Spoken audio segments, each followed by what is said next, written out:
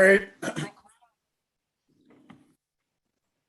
Please turn your cameras on. Stop multitasking. That's doing two things wrong at once. I'm going to do something different than other people do. I'm going to add value to your lives today. I'm going to share as much knowledge as I can, as opposed to doing a sales pitch. So please put your cameras on and pay attention because I can see your faces. Stop multitasking. Cause and Effect Consulting is going to change the world. I'm going to help you become extremely well organized, which is going to significantly increase your productivity and substantially reduce your stress. So I'm going to run you through a 6-week business development boot camp where I'm going to beat you with a stick. We're going to meet for up to 1 hour a week, and I'm going to give you 1 hour of homework. So let's talk about your pitch first. Make sure you're starting with an emotional connect in your pitch. Don't say the how and the what, say the why. So I could say I help people create and develop their businesses, but there's no emotional connect there. So I'm saying that I help you significantly increase your productivity and substantially reduce your stress by helping you become extremely well organized.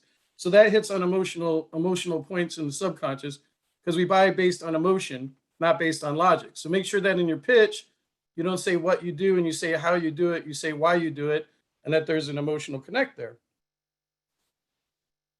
Next thing, make sure when you're doing your pitching, you have your packages and your processes. So not just the product or the service that you sell, but the process to hire you. So when I'm pitching, I say, when you hire me, this is how we're going to work together. 2 ways that I help my clients make a lot more money within the first 2 weeks of hiring me. Number one, making sure they have the emotional connect at the beginning of their pitch.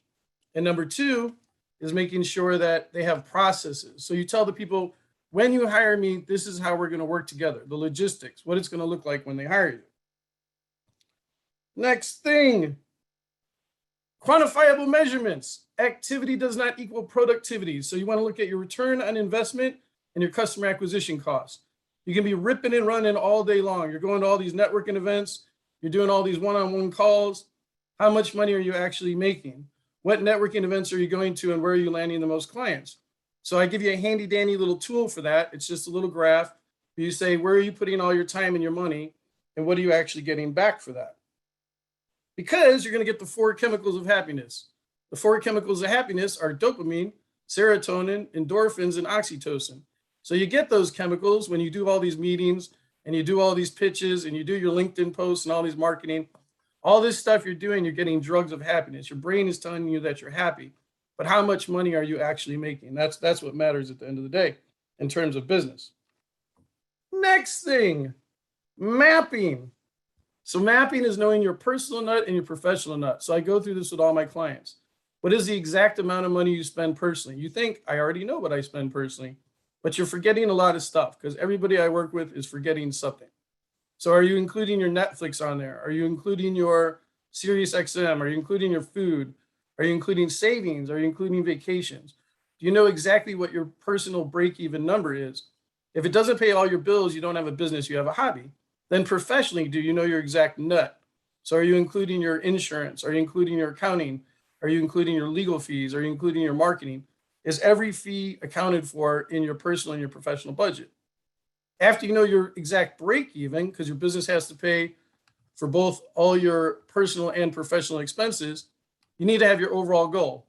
So that can be $5,000 extra dollars a month, $10,000 extra dollars a month, $20,000 extra a month. It doesn't matter what the number is, but a dream without a plan is a wish. So the next thing you need to do is map it out. You need the smaller goals to get to the bigger goal. And you need action steps, due dates, and milestones. So what tasks need to be completed? By what date will you complete those? And how will you measure success? What are the milestones? What is a quantifiable measurement? So I'm sponsoring a golf course right now. So I had to have my writer write something up. Then I had to have my marketing person take a look at what my writer did. My writer edited what the marketing person said. Then I had to have my graphic designer add the logo and the QR code. So those are the tasks. Then I gave a date to each one of those tasks. And then the milestone is after a month of doing this, I should land at least 5 clients. And then I'm measuring every couple months, every 3 months, the different ways in which I'm marketing my company and what's actually working. So it's action steps, due dates, and milestones, mapping out the little goals to get to the bigger goal. I provide a tool for that as well. Negotiations and closing deals. Can I ask a favor that people stop commenting for a minute?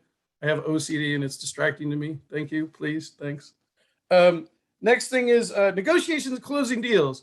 So when a person's ready to buy, what should you do? The number one key to closing a deal. Scott, you're muted, but I think you said the right thing. Ask for the order and shut up. Yes, sir. Perfect. Shut your stupid mouth and take their money. Quit selling when people are ready to buy. That's the number one thing people screw up. You can tell them those 3 other thoughts you had after they send you the money. Secondly, never submit written proposals with numbers on them, because people are only going to focus on the numbers and they're going to get sticker shock no matter what the number is. It could be $1,000, $5,000, $10,000.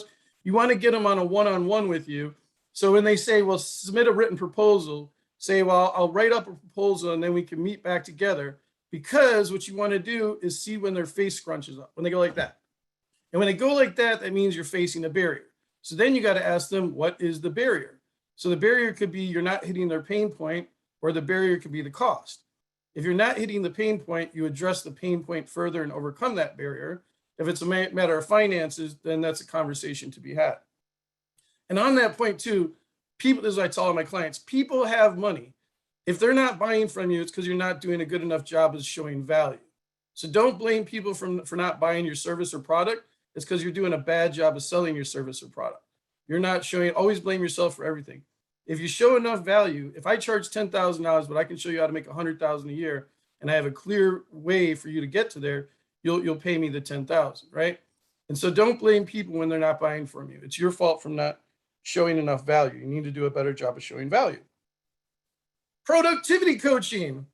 So after you hire me, because you're going to hire me, after you hire me, every morning you're going to wake up, you're going to use the bathroom. After you use the bathroom, you're going to send me the to-do list. Are you still paying attention? Because I can still see your pretty faces. So the to-do list is hour by hour with quantifiable measurements. From 8 a.m. to 9 a.m., you said you're going to do emails. Are you going to do 3 emails, or are you going to do 30 emails? Then as an entrepreneur, you have to be your own boss. So you have to hold yourself strictly accountable to whatever you said. Once you hire me, I'm such a nice freaking guy, you get off 4 hours every single day. With those 4 hours a day, you can pray, you can drink, you can have sex, you can play golf. I don't care, 4 hours a day. You're going to work 7 days a week, including weekends and holidays. You're going to work 12 hours a day. You get off 4 and you sleep for 8. I'm going to beat you with a stick and you're going to hate me for 6 weeks. And in 4 months from now, you're going to love me. I was a former deputy chief of staff with DCFS. I was 4th in charge of a $1.2 billion agency with over 16,000 contractors and employees. I ran some of the biggest projects for the state. I had a successful law firm for 4.5 years, and I had a tech company for 6 years that was very successful. So I am not one of these coaches or one of these consultants who is selling you books and videos and false dreams, and I am not a cheerleader. I'm going to hold a mirror to your face. I'm old. I'm just really good looking. I'm going to hold a mirror to your face and let you know what you're actually doing wrong. Thank you for the opportunity. I forgot to say that in the first place. Thank you all for your attention. Questions, comments, concerns? Luke, how much time do I have left?